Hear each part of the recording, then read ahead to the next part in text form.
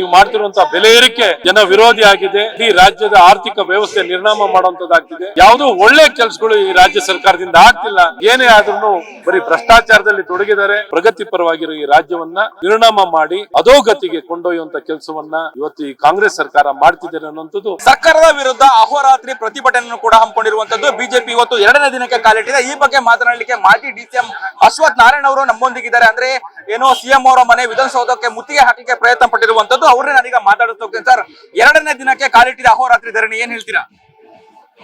ಬಹಳ ಯಶಸ್ವಿಯಾಗಿ ಜನ ನಮ್ಮ ಭಾರತೀಯ ಜನತಾ ಪಾರ್ಟಿಯ ಕಾರ್ಯಕರ್ತರು ಬಹಳಷ್ಟು ಉತ್ಸಾಹದಿಂದ ಬಂದು ಭಾಗಿಗಳಾಗಿ ಈ ಹೋರಾಟದಲ್ಲಿ ಭಾಗವಹಿಸಿ ಈ ಸರ್ಕಾರ ಕಾಂಗ್ರೆಸ್ ಸರ್ಕಾರ ವಿರುದ್ಧವಾಗಿ ಬಹಳ ಸ್ಪಷ್ಟ ಸಂದೇಶವನ್ನು ಕೊಟ್ಟು ನೀವು ಮಾಡ್ತಿರುವಂತಹ ಬೆಲೆ ಏರಿಕೆ ಜನ ವಿರೋಧಿ ಆಗಿದೆ.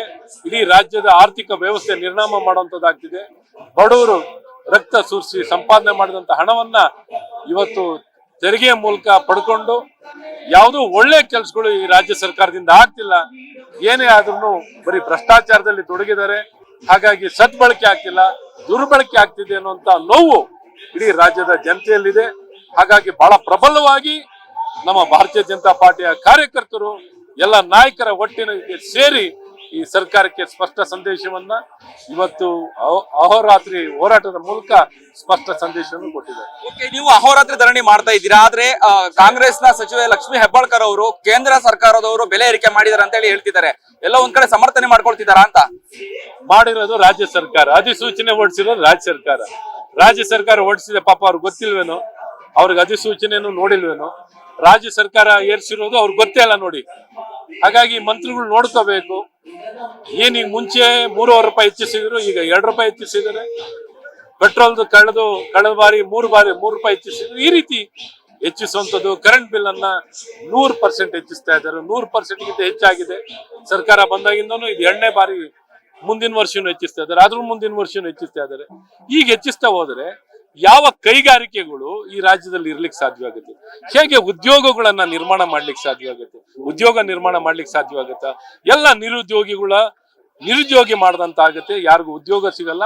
ಇಡೀ ರಾಜ್ಯದಲ್ಲಿ ಈಗಲೇ ನಿರುದ್ಯೋಗಿಗಳು ಇರುವಂತ ಈ ಸನ್ನಿವೇಶದಲ್ಲಿ ಇನ್ನ ನಿರುದ್ಯೋಗಿಗಳನ್ನ ಹೆಚ್ಚಿಸಿ ಯಾವ ಸಾರ್ಥಕತೆಯನ್ನು ಮಾಡ್ಲಿಕ್ಕೆ ಕೊಟ್ಟರೆ, ಏನ್ ಸಾಧನೆ ಮಾಡ್ಲಿಕ್ಕೆ ಕೊಟ್ಟರೆ ಈ ಸರ್ಕಾರ ನಿಜಕ್ಕೂ ಈ ನಮ್ಮ ರಾಜ್ಯವನ್ನ ಏನಿವತ್ತು ಪ್ರಗತಿ ಪರವಾಗಿರೋ ಈ ರಾಜ್ಯವನ್ನ ನಿರ್ನಾಮ ಮಾಡಿ ಅಧೋಗತಿಗೆ ಕೊಂಡೊಯ್ಯುವಂತ ಕೆಲಸವನ್ನ ಇವತ್ತು ಈ ಕಾಂಗ್ರೆಸ್ ಸರ್ಕಾರ ಮಾಡ್ತಿದ್ದಾರೆ ಅನ್ನುವಂಥದ್ದು. ಈ ಎಲ್ಲ ಬೆಲೆ ಏರಿಕೆಗಳು ಈ ರಾಜ್ಯದ ಹಿತಕ್ಕೆ ವಿರುದ್ಧವಾಗಿದೆ ಅಂತ ಬಹಳ ಸ್ಪಷ್ಟವಾಗಿ ಹೇಳಕ್ಕೆ. ಬಿಜೆಪಿ ಅಹೋರಾತ್ರಿ ಧರಣಿ ಸರ್ಕಾರಕ್ಕೆ ಮಣಿಯತ್ತಾ ಇದು ಅಂತ ಇವ್ರು ನೋಡಿದ್ರೆ ಅಂತ ಮನಸ್ಥಿತಿ ಅಲ್ಲ.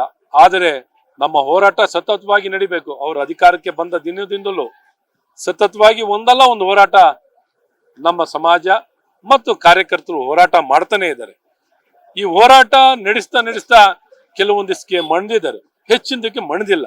ಹಾಗಾಗಿ ಈ ರೀತಿ ಮಣಿಸೋ ರೀತಿನಲ್ಲಿ ಇವರಿಗೆ ಜಾಗೃತಿಯನ್ನ ಬಿಸಿ ಮುಟ್ಟಿಸೋ ರೀತಿನಲ್ಲಿ ಇವತ್ತು ಈ ಹೋರಾಟವನ್ನು ಹೆಚ್ಚಿಸ್ಕೊಳ್ತಾ ಹೋಗ್ತಾ ಇದ್ವಿ. ಈ ಜನ ಆಕ್ರೋಶ ಯಾತ್ರೆಯನ್ನು ಮಾಡ್ತಿರೋದು ಅದೇ ದಿಕ್ಕಿನಲ್ಲಿ.